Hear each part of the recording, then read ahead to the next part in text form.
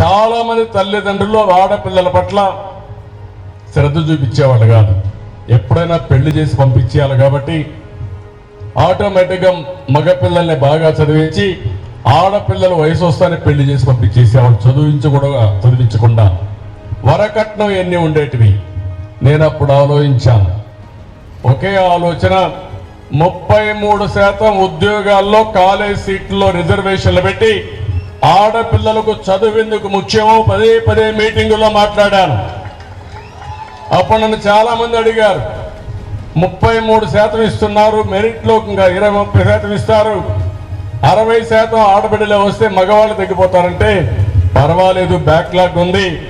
ఆడపిల్లలు ఎంత బాగా చదువుకుంటే సమాజానికి అంత మంచిదని ఆ రోజు నిర్ణయం చేస్తే ఈరోజు వరకట్నం పోయింది, రివర్స్ వరకట్నం ఇచ్చే పరిస్థితిలో ఉన్నారు. ఆడపిల్లలు నచ్చి మగపిల్లలే డబ్బులు ఇచ్చే పరిస్థితికి వచ్చారు.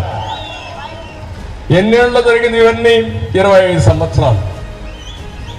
ఈరోజు మగపిల్లల కంటే ఆడపిల్లలే ఎక్కువ డబ్బులు సంపాదిస్తున్నారు.